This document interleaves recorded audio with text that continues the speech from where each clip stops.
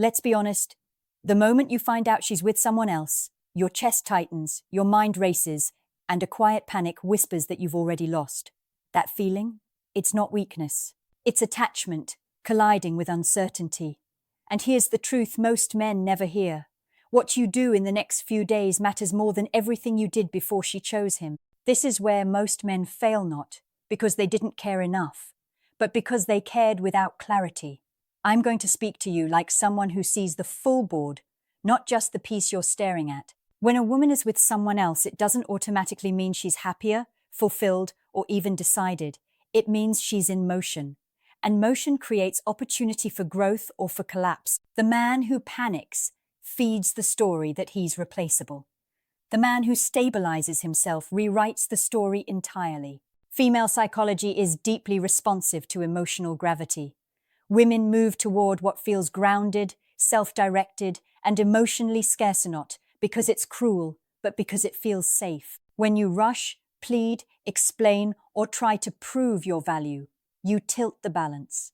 You communicate that your emotional center is dependent on her choice. And dependency, no matter how loving, quietly erodes attraction. Here's what most men don't understand. Her being with someone else activates comparison, not in the way you fear, but in the way that favors the man who doesn't compete.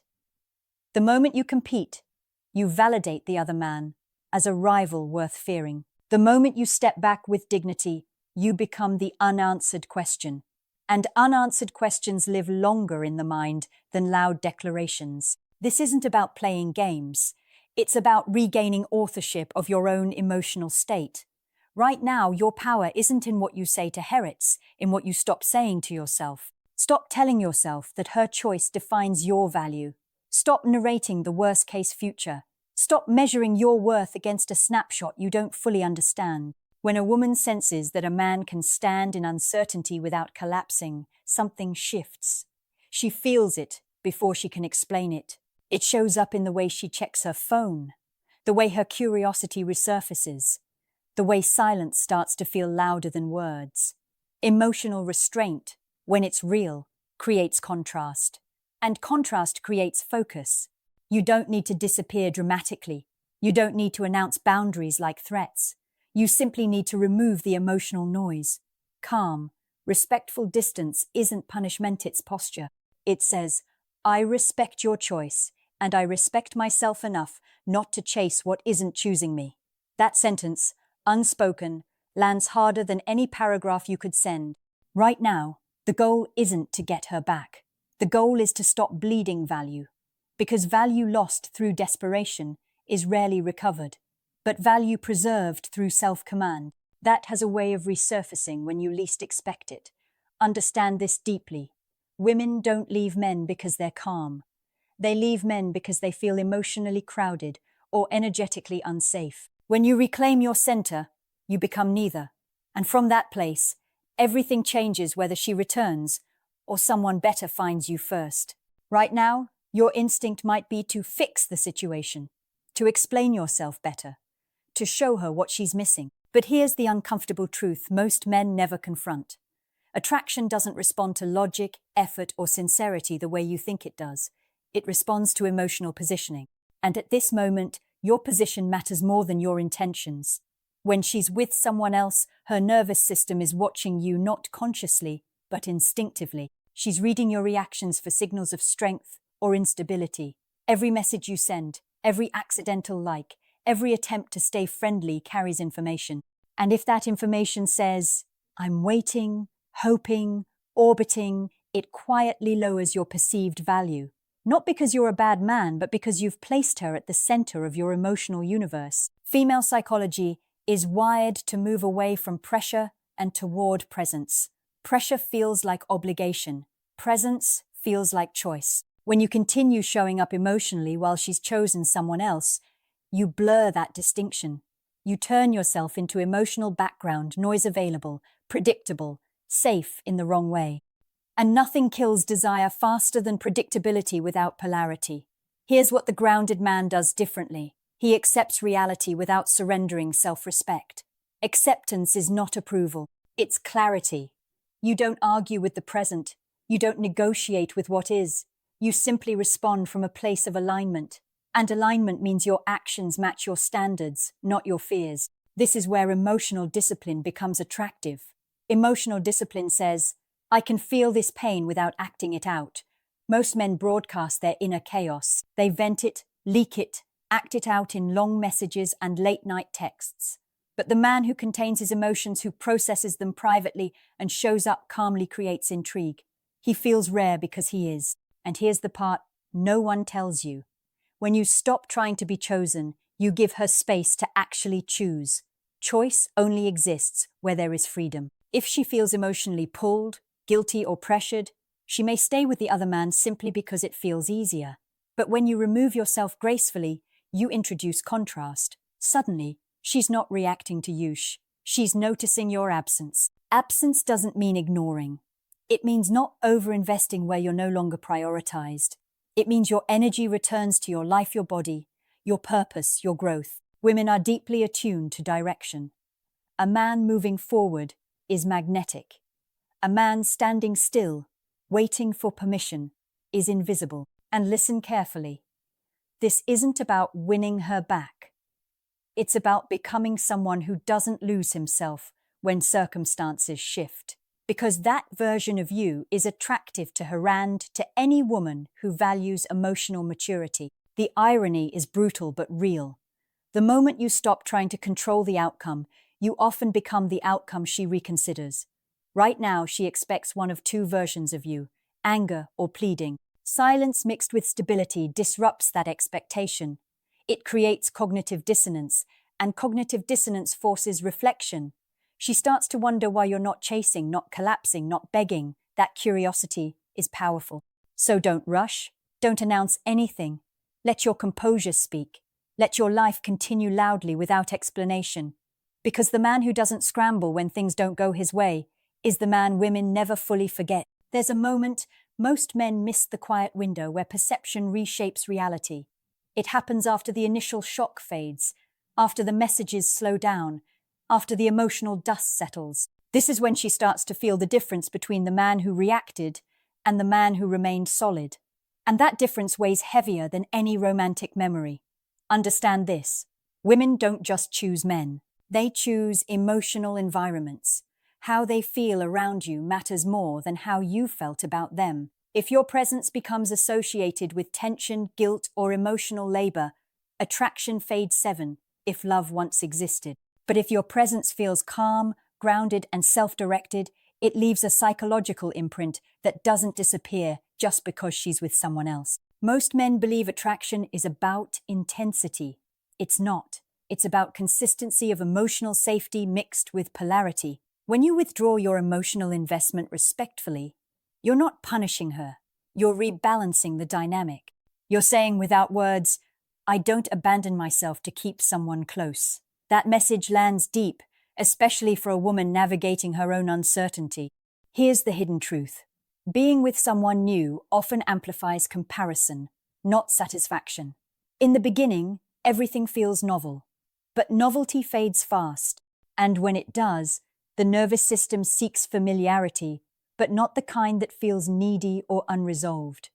It seeks familiarity that feels stable and strong. That's where your earlier restraint starts to echo. This is why self-improvement during this phase isn't optional, it's essential. Not as a performance, but as a recalibration. When you train your body, refine your routines, deepen your purpose, you're not trying to impress her. You're restoring internal order. And internal order is felt externally. People can sense when a man's life is aligned. His words carry less weight because his presence carries more. Avoid the trap of silent resentment. Silence with bitterness still leaks. True detachment is clean. It doesn't hope she notices. It doesn't fantasize about her regret. It simply moves forward. And paradoxically, that's what creates the strongest pull because it signals abundance without arrogance. Female psychology responds to contrast over time, not control in the moment. When weeks pass and you haven't chased, argued, or tried to stay emotionally relevant, a subtle reevaluation happens. She begins to see you not as a reaction to her choices, but as a man with his own trajectory. That shift repositions you from the past into the present. And here's the part that stings but frees you. She may never come back. And if that truth destroys you, then your attachment was costing you more than it was giving. This phase is about reclaiming agency, about proving to yourself that you can lose an outcome without losing your identity. When a woman senses that you've grown not louder, not colder, but clearer, respect follows. Sometimes attraction follows. Sometimes closure follows. But either way, you win something far more valuable than a relationship: emotional sovereignty. So stay steady. Let time and consistency do the heavy lifting. The man who doesn't need to be chosen is the man who is chosen by others and by himself. There's a subtle shift that happens when you stop centering her and start centering yourself, and it's not loud, dramatic, or visible on the surface. It's internal, and women are extraordinarily sensitive to it. They may not name it, but they feel when a man's attention is no longer orbiting them. That's when curiosity quietly replaces certainty. Most men think value is proven through availability. In reality, value is revealed through selectiveness. When you become selective with your emotional energy, you communicate self-worth without a single word. You're no longer trying to be understood, you're simply being consistent with your standards. And standards are magnetic when they're lived, not explained. This is where patience separates men who grow from men who spiral. Patience doesn't mean waiting for her. It means allowing space for reality to unfold without forcing it. Forcing creates resistance. Allowing creates observation. And observation leads to insight about her, but more importantly, about yourself.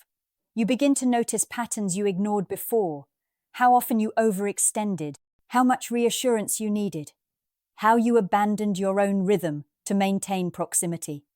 These realizations aren't meant to shame you. They're meant to sharpen you. Awareness is the upgrade most men skip because it requires humility. Female psychology doesn't reward self-sacrifice that erodes identity. It responds to men who can love without losing themselves. When you rebuild that internal structure, your routines, your friendships, your ambitions, you become emotionally full again. And emotional fullness changes how you show up in every interaction, whether with her or with someone new. If she reaches out during this phase, and sometimes she does, it will rarely be direct. It may come as a casual check-in, a memory, a question that doesn't need an answer. This is not an invitation to pour your heart out. It's a temperature check, and how you respond matters. Calm, brief, respectful, unneedy. That combination is disarming because it doesn't match the story she expected. You're not cold, you're not distant, you're simply not seeking validation, and that distinction is everything. Seeking validation says, "Tell me I matter." Presence says, "I know I do." Women trust men who trust themselves, even when they don't choose them immediately. There's also a deeper layer here. When you stop chasing emotional certainty, you develop tolerance for ambiguity. That tolerance is a quiet form of strength. It allows you to stay open without becoming attached to outcomes. And that balance, open but unattached, is rare. It's what makes a man feel grounded and expansive at the same time. If she never circles back, this strength still compounds. You carry it into the next connection. You no longer grip so tightly. You listen better. You choose more wisely. And ironically, that's when relationships begin to feel easier, not harder. This phase isn't about strategy. It's about integration. Taking the lesson without carrying the wound. Becoming someone who can experience loss without shrinking. That man doesn't need to convince anyone of his worth. It's felt. And when a woman encounters a man like that, especially one she once knew, something unsettles her in the best way. Because he no longer fits the box she placed him in. He outgrew it quietly. Now, let's confront the part most men fear: envy and comparison. When she's with someone else, it's natural for your mind to replay every what if, every choice you could have made differently, every time she laughed with him or mentioned his name. That mental loop can feel like a trap, but here's the kicker: your reaction to it defines your next chapter. Obsession with comparison is exactly what kills a man's presence, and presence is everything. Female psychology is wired to notice emotional contrast. When you obsess, complain, or try to catch up to a perceived rival, You are lowering your status in her subconscious. But when you focus on yourself, improve yourself, and elevate your own life, you create a magnetic imbalance that pulls attention without a single word. You don't need to outdo him overtly. You need to outgrow the need to compete. That growth is invisible, but unmistakable. Here's a harsh truth. Most men waste months, years chasing someone who isn't available. Meanwhile, their best version stagnates. The man who understands female psychology knows that availability does not equal value. Attraction is never given. It's earned, maintained, and reinforced by how you manage your emotional economy. And right now, your emotional economy is the battleground. This is where you redefine boundaries without announcing them. Boundaries are not punishments. They are statements of self-respect. You might limit how often you check her social media, how much mental energy you spend on her updates, or how you allocate your attention to people and projects who actually prioritize you. Boundaries, silently enforced, are more powerful than words. They shape perception. They create intrigue. Remember this. Absence combined with abundance triggers curiosity. She begins to notice the shifts in your life, the projects you've undertaken, the confidence in your posture, the clarity in your interactions. Without realizing it, she starts to question whether she made a decision based on fear, convenience, or temporary excitement. And that questioning is fertile ground, but only if you're not scrambling to be chosen. The truth about desire is simple yet cruel. It is drawn to those who do not need it desperately. Neediness kills attraction faster than rejection ever could. So you don't plead, you don't justify, you don't bargain. You stabilize, you expand. And every day you do this, your perceived value increases, sometimes in ways she notices immediately, sometimes long after the fact. This isn't a manipulative tactic, it's a human truth. Emotional scarcity combined with stability is irresistible. When she's with him, she will inevitably measure her satisfaction not just by him, but against the memory and perception of you. That memory, if managed properly, can ignite reflection, nostalgia, and sometimes desire. Not because you chased, but because you stood firm. And here's the final layer many men ignore. The longer you maintain composure, the more you reclaim your self-authority. Every thought not spent in panic, every hour not consumed by comparison, strengthens your mental and emotional core. You begin to attract not only women, but opportunities, respect, and connections that align with your growth. Your life no longer revolves around her choice, it orbits your purpose. This is the paradox. When you stop focusing on what you lost, you become precisely what she subconsciously desired all along, the man she can't stop noticing, even if she refuses to admit it yet. Now, let's bring this full circle. The man who understands this dynamic doesn't measure success by whether she comes back. He measures it by whether he stays unbroken. The world will test your attachment to outcomes, your patience, and your ability to stay aligned with your values. And the moment you prove to yourself that you can remain steady, you shift from being reactive to being magnetic. Female psychology doesn't operate on fairness. It operates on emotional resonance. She may test, pull, or even vanish completely. But your response, calm, measured, self-directed, creates contrast against the predictable chaos most men present. That contrast is not manipulative. It's simply the natural result of being a man who is no longer defined by someone else's decisions. That presents quiet, unwavering, and abundantis, profoundly attractive. Think about this. When a woman is with someone else, she's measuring three things without saying them out loud: security, curiosity, and emotional gravitas. Security is not clinginess, it's groundedness. Curiosity is not novelty for novelty's sake. It's the question of who you are when you're not performing. Emotional gravitas is the weight of a man who carries life without needing validation from her. When you embody these, you don't chase, she notices. She reflects. She recalibrates. This is where men fail most. They let fear dictate behavior. They send long texts. They overanalyze her actions. They punish themselves for choices already made. But fear-driven behavior is never magnetic. It's predictable, and predictability kills intrigue. To reverse that, your focus must be inward: your growth, your purpose, your discipline. The more fully you occupy your own life, the less she unconsciously defines your emotional state, and the more she starts to notice your absence as something meaningful. The truth is brutal but freeing. She may never come back. And if that's the case, your emotional work isn't wasted. It positions you to attract someone far more aligned, someone who chooses you without hesitation. But if she does circle back, it will not be because you chased her. It will be because you proved your value through presence, composure, and growth, not effort, not desperation. So, start now. Reinforce boundaries without announcing them. Strengthen routines that make you feel alive. Reclaim the energy that went to her and redirect it toward yourself. Every action, no matter how small, compounds. It signals to the world and to her subconscious that you are a man who cannot be diminished by circumstance. That is power. That is attraction. That is transformation. Before we end, I want you to consider something personal. If you multiply the days you spend chasing by the energy you lose, then subtract the growth you achieve in your absence, what's left? Share your answer in the comments. And if this message hit you in a way that wakes up your inner control and clarity, hit like, subscribe, and share this with a friend who needs to hear it.